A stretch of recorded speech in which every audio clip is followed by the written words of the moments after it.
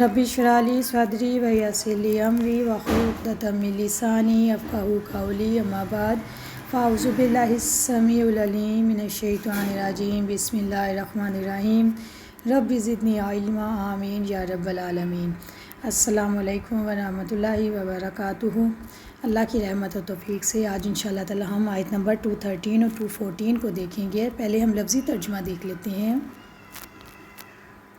کانا تھے الناس لوگ امت واحدہ ایک ہی، فاباسا پھر بھیجا اللہ تعالیٰ نے النبیین انبیاء کو مبشرین خوشخبری دینے والے، ومنذرین اور ڈرانے والے، وانزلہ اور نازل کیا معہم ان کے ساتھ الکتاب کتاب کو بالحق کی حق کے ساتھ، لیحکما تاکہ وہ فیصلہ کرے بین الناس لوگوں کے درمیان، فی ما جن میں اختلف انہوں نے اختلاف کیا، فی اس میں، وما اختلف اور نہیں اختلاف کیا، فی ہی اس میں، مگر مگر اللہ زینا ان لوگوں نے اوتوہ جنہیں دی گئی تھی من بعد اس کے بعد، ما اس کے جو جاءتہم آ چکے تھے ان کے پاس، البینات واضح دلائل، بغین ضد کی وجہ سے، بینہم آپس میں، فہدا پھر ہدایت دی اللہ تعالیٰ نے اللہ زینا ان لوگوں کو جو آمن و ایمان لائے، لما اس کے لیے جو اختلاف کیا انہوں نے، فی ہی جس میں، من الحق کی حق میں سے، بِإِذْنِهِ اپنے حکم سے، واللہ اور اللہ تعالیٰ یہدی ہدایت دیتا ہے، من یشاء جس کو وہ چاہتا ہے، الی صراط مستقیم سیدھے راستے کی طرف۔ یا حسب تم گمان کر رکھا ہے تم نے، ان کے تدخلوا تم داخل ہو جاؤ گے، الجنہ جنت میں، ولما حالانکہ ابھی نہیں، یاتکم آئے ہیں تم پر حالات، مثل مانند الذین ان لوگوں کے، مثل سے نکلے ان لوگوں جیسے یا ان لوگوں کی مانند، خلاؤ جو گزر چکے من قبلکم تم سے پہلے، مست پہنچی ان کو الباساء تنگ دستی، وضراء اور تکلیف، وزلزلوا اور وہ بری طرح ہلائے گئے، حتیٰ یہاں تک کہ یقولا کہہ اٹھے رسول الذین اور وہ لوگ جو آمن و ایمان لائے، معہ ساتھ اس کے، متی کب، نصر اللہ مدد اللہ تعالیٰ کی، الا سن لو ان یقیناً نصر اللہ مدد اللہ تعالیٰ کی قریب ہے۔ لوگ ایک ہی امت ہے، پھر اللہ تعالیٰ نے انبیاء کو خوشخبری دینے والے اور ڈرانے والے بنا کر بھیجا، اور ان کے ساتھ کتاب کو حق کے ساتھ نازل کیا تاکہ وہ لوگوں کے درمیان ان باتوں کا فیصلہ کر دے جس میں انہوں نے اختلاف کیا، اور اس میں اختلاف نہیں کیا مگر ان لوگوں نے جنہیں کتاب دی گئی تھی، اس کے بعد کہ ان کے پاس واضح دلائل آ چکے تھے آپس میں ضد کی وجہ سے۔ پھر اللہ تعالیٰ نے اپنے حکم سے ان لوگوں کو جو ایمان لائے حق میں سے ہدایت دی جس میں انہوں نے اختلاف کیا تھا، اور اللہ تعالیٰ جس کو چاہتا ہے سیدھے راستے کی طرف ہدایت دے دیتا ہے۔ یا تم لوگوں نے گمان کر رکھا ہے کہ تم جنت میں داخل ہو جاؤ گے،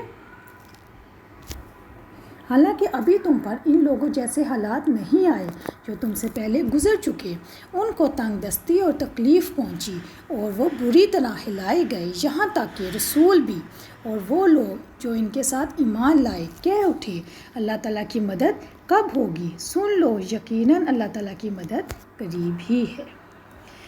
پیاری بہنوں، یہ آیت بہت ہی غور طلب ہے، آپ نے اس کو دھیان سے سننا ہے۔ ابن عباس رضی اللہ عنہ فرماتے ہیں کہ آدم علیہ السلام سے لے کر نوح علیہ السلام تک 10 پشتیں تھیں، 10 نسلیں تھیں۔ ان 10 زمانے کے لوگ شریعت الہیہ کے پابند تھے، پھر اختلاف ہو گیا تو اللہ تعالیٰ نے انبیاء کرام مبعوث فرمائے۔ سب سے پہلے نوح علیہ السلام مبعوث فرمائے۔ شروع میں لوگ آدم علیہ السلام کے مذہب پر تھے، بعد میں ان میں بت پرستی اور شرک کا رواج ہو گیا، چنانچہ اللہ تعالیٰ نے ان کی طرف نوح علیہ السلام کو نبی بنا کر بھیجا۔ آپ پہلے رسول ہیں جو لوگوں کے لیے مبعوث فرمائے گئے۔ انبیاء کرام نے ایمان والوں اور توحید پرستوں کو جنت کی بیش بہا نعمتوں کی اور قسم قسم کے عیش و آرام کی بشارت دی، اور نافرمانوں، بت پرستوں اور حق سے کترانے والوں کو جہنم سے ڈرایا۔ اللہ تعالیٰ کے قہر و عذاب کی اور ہر طرح کے عذاب کی اطلاع دی، ہر ایک رسول پر ایک کتاب بھی اتاری تاکہ لوگوں کے باہمی اختلاف کا فیصلہ آسمانی قانون کے مطابق ہو جائے۔ یعنی اس کا کیا مطلب ہے کہ کتاب کس لیے اتاری جاتی ہے؟ تاکہ لوگ جب اختلافات کریں تو اس کی مدد کتاب سے لی جائے، اور کتاب کیا ہے؟ کتاب اسلامی قانون ہے۔ اللہ تعالیٰ نے اپنا اصول بیان کیا ہوتا ہے، قانون بیان کیا ہوتا ہے قرآن مجید کے اندر، لیکن ہوا کیا کہ ان صاف اور قطعی دلائل کے باوجود صرف ان کے درمیان نفرتیں ہو گئیں، اختلافات ہو گئے، اور وہ کیا وجہ تھی؟ باہمی بغض، عناد، ضد اور تعصب کی وجہ سے ان میں اختلافات کی خلیجیں روز بروز زیادہ ہوتی چلی گئیں۔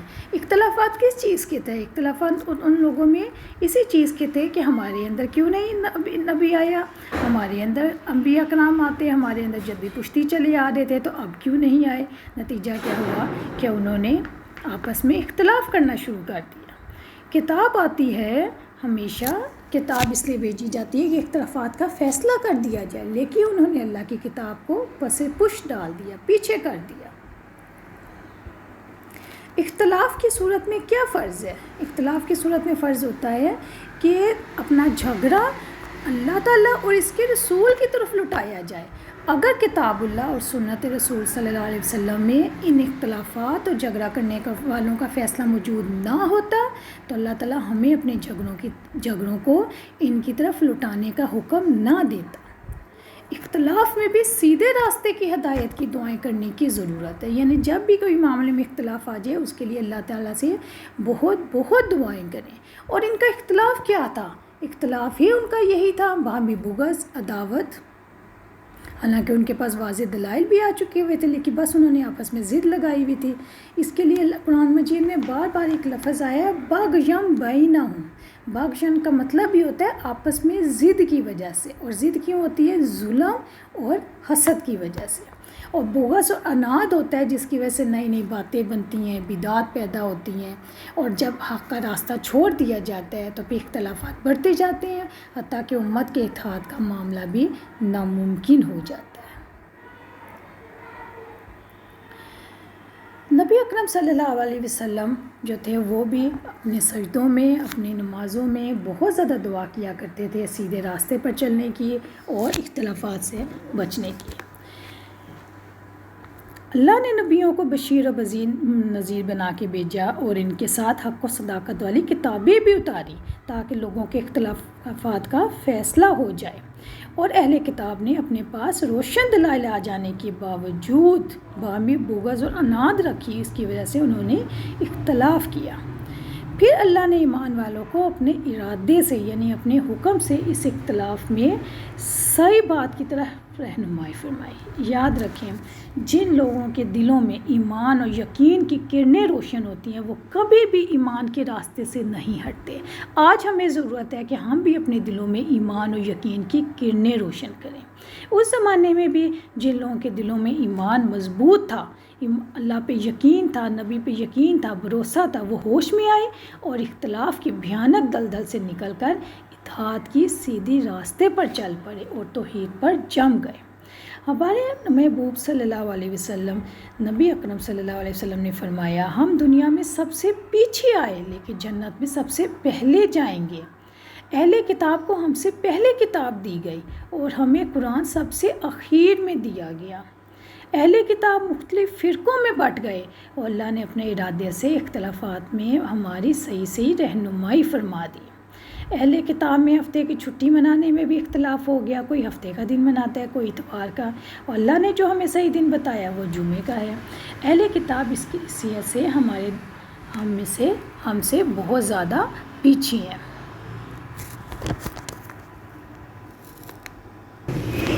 اسی طرح اہل کتاب میں قبلے میں بھی اختلاف ہے۔ عیسائی مشرق اور یہودی صخرہ یعنی بیت المقدس کو قبلہ مانتے ہیں، لیکن صحیح قبلہ کعبہ اقدس ہے جس کی ہدایت امت محمدیہ صلی اللہ علیہ وسلم کو ہوئی۔